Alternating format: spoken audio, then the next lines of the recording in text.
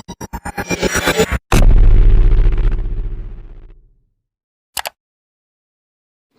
बच्चों, कैसे हैं आप लोग। आज का जो अपना टॉपिक है वो है तांबा का वैद्युत शोधन।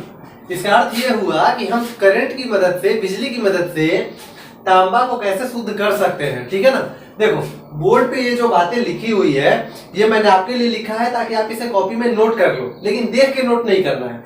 मैं अभी जो बात समझाऊंगा ना वो बात समझ के आप इसे खुद से लिख सकते हो। ठीक है ना। तो चलो समझते हैं। देखो, जैसे अगर हमें तांबा का शोधन करना है और ये आपके एग्जाम के लिए ना बहुत ज्यादा इंपॉर्टेंट है। सबसे पहले हमने करना क्या है कि एक बर्तन ले लेना है। यहाँ पे हमने एक बर्तन ले लिया। ठीक है, अच्छे से समझो एकदम। एक बर्तन ले लिया, ठीक है ना। इस बर्तन में बच्चों हमको करना क्या है कि कॉपर सल्फेट का विलयन लेना है। ठीक है। तो देखो, यहाँ जो विलयन है ये किस चीज का विलयन है? ये जो विलयन है वो कॉपर सल्फेट का विलयन है।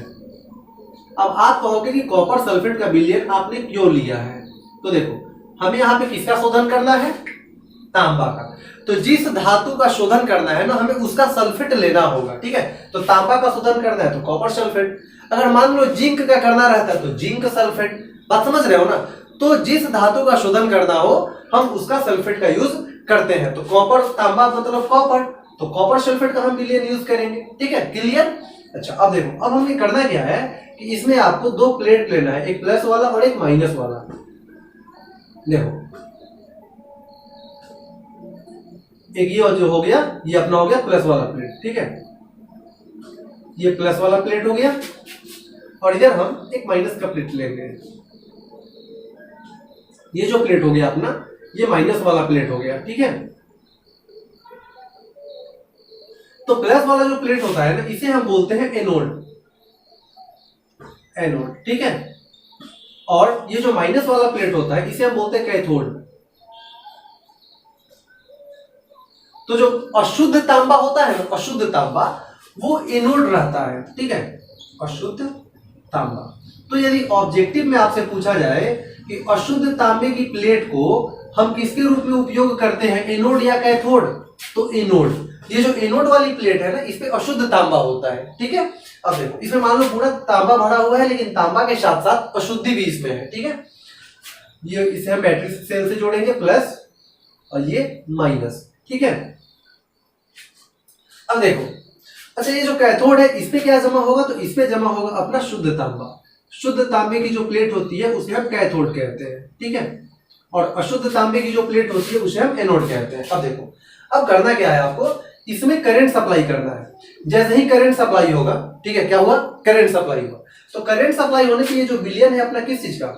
कॉपर सल्फेट का। ये जो विलयन है, ये जो कॉपर सल्फेट का विलयन है, होगा क्या? जैसे आपने पढ़ा है NaCl, सोडियम क्लोराइड।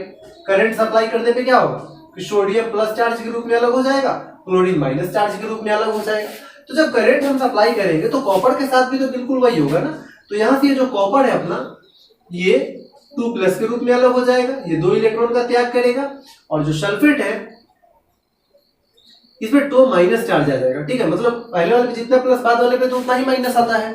अब देखिए, अब बात समझिए, होता क्या है कि जब हम करंट सप्लाई करते हैं तो ये जो कॉपर सल्फेट का जो विलयन है, यहां से ये जो कॉपर पे जब 2 चार्ज आ जाए ना, 2+, तो इसे क्यूप्रिक आयन बोलते हैं।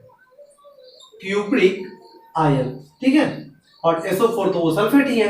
अब देखो बच्चों, बात समझो। तो होता क्या है, करंट सप्लाई करने पे ये जो एनोड है इसमें से जो तांबा होता है ना वो निकल के बाहर आता है। ठीक है। देखो, एनोड से, इस वाले प्लेट से तांबा निकल के आया बाहर, ऐसा कॉपर। तो यहां से जो कॉपर बाहर आएगा ना, वो 2 इलेक्ट्रॉन का त्याग करके बाहर आएगा। तो जो त्याग करता है उस पर तो प्लस चार्ज आता है ना, तो इस पे क्या हो जाएगा? 2+ हो जाएगा। बात समझिए, क्या आ जाएगा? 2+। तो देखो, आप जानते हो प्लस चार्ज कब आता है? जब इलेक्ट्रॉन का त्याग किया जाता है। ठीक है। तो कॉपर, ये जो प्लस वाली प्लेट है ना, यहां से जो कॉपर बाहर आएगी वो कितने इलेक्ट्रॉन का त्याग करके बाहर आएगी? 2 इलेक्ट्रॉन का त्याग करके बाहर आएगी। तो अगर इसकी हम रिएक्शन लिखें कि एनोड पर क्या होगा, एनोड पर, तो देखो एनोड पर जो अपना कॉपर है, ठीक है, वो क्या करेगा? 2 इलेक्ट्रॉन का त्याग करेगा। तो त्याग करेगा तो उस पर 2+ आ जाएगा ना। अच्छा, अगर हमसे ये पूछा जाए कि इस पे 2+ क्यों आया, क्योंकि इसने 2 इलेक्ट्रॉन को त्याग किया है। कितने इलेक्ट्रॉन को? 2 इलेक्ट्रॉन। ठीक है। तो यहाँ जो कॉपर था उसने 2 इलेक्ट्रॉन को त्याग कर दिया, तो 2 इलेक्ट्रॉन हटा दिया, तो इस पे कितने चार्ज आ जाएंगे? 2 प्लस चार्ज आ जाएंगे। अब देखो, अब इससे निकला ये कॉपर 2 प्लस, ठीक है। अब हुआ क्या, देखो एनोड से जितना कॉपर बिलियन में आएगा ना, बिलियन से उतना ही कॉपर कैथोड में जाएगा, ये आप ऐसे समझो, ठीक है। आप जानते हो कि प्लस चार्ज किसकी तरफ जाता है? माइनस चार्ज की तरफ अट्रैक्ट होगा। तो ये जो Cu2 प्लस है, अब वो किसकी तरफ अट्रैक्ट होगा? माइनस की तरफ अट्रैक्ट होगा, तो वो इस प्लेट पे जाएगा ना। अच्छा, अब ध्यान से समझ लो, अब किस पे? कैथोड पे, कैथोड, ठीक है। तो इसमें से कॉपर निकला, तो कॉपर पे तो यहाँ तो प्लस चार्ज है ना, तो प्लस वाला किसकी तरफ जाएगा? माइनस की तरफ जाएगा। अब इस पे गया कॉपर 2 प्लस, ठीक है। तो अब ये बताओ कि हमें क्यूप्रिक आयन चाहिए या कॉपर चाहिए? तो हमें तो तांबा चाहिए ना, हमें कॉपर चाहिए, ठीक है। अब हम ऐसा क्या करें कि इसमें से ये जो 2 प्लस है ना वो हट जाए। देखो कैथोड पर क्या गया? कॉपर 2 प्लस गया ना, कॉपर 2 प्लस। लेकिन अब हम क्या करें कि इसमें से ये जो 2 प्लस है ना, ये चार्ज हट जाए, तो ये चार्ज हट जाएगा तभी तो केवल कॉपर बचेगा ना। तो अब देखो, अब ये कॉपर जो गया ना इस पे 2 प्लस, अब ये बोल रहा है मैंने दो इलेक्ट्रॉन त्याग किया है, 2 इलेक्ट्रॉन त्याग किया है, ठीक है। मतलब ये 2 इलेक्ट्रॉन को त्याग किया, ऐसा ये बता रहा है। तो कैथोड क्या करेगा ना, बोलेगा तुम चिल्ला क्यों रहे हो इतना, तो बोलेगा मैंने 2 इलेक्ट्रॉन को त्याग किया है। तो कैथोड क्या करेगा? बोलेगा भाई तुम अपना 2 इलेक्ट्रॉन वापस ले लो, ठीक है। उसको 2 इलेक्ट्रॉन वापस दे दिया जाता है। तो ये 2 प्लस किस वजह से था? क्योंकि इसने इलेक्ट्रॉन त्याग किया था। अगर इसे वापस 2 इलेक्ट्रॉन दे दिया जाए तो इसका प्लस चार्ज खत्म हो जाएगा, अब तो ये सीधे कॉपर के रूप में आ जाएगा, ठीक है। तो यहां से कैथोड पर हमें क्या प्राप्त हो जाता है? कैथोड पर हमें प्राप्त हो जाता है कॉपर, ठीक है। अब बच्चों देखो, अब तुम समझ गए कि कैथोड पे कॉपर जमा होगा। अच्छा, अब यहाँ पे बात क्या आती है? बात ये आती है कि कॉपर जो है क्यूप्रिक आयन के रूप में हम तो बिलियन में आ गया, फिर बिलियन से हो गया कैथोड में। कैथोड क्या किया कि ये 2 इलेक्ट्रॉन का त्याग किया था, 2 इलेक्ट्रॉन वापस उसको दे दिया और कॉपर में चेंज कर दिया। लेकिन ये प्लेट शुरू में मोटा होता है, क्योंकि इसमें अशुद्धि और कॉपर दोनों होती है, ठीक है। और धीरे धीरे ये प्लेट पतला होते जाता है, क्योंकि इसमें से कॉपर निकलते जाता है और उस पे जाके जमा हो जाता है।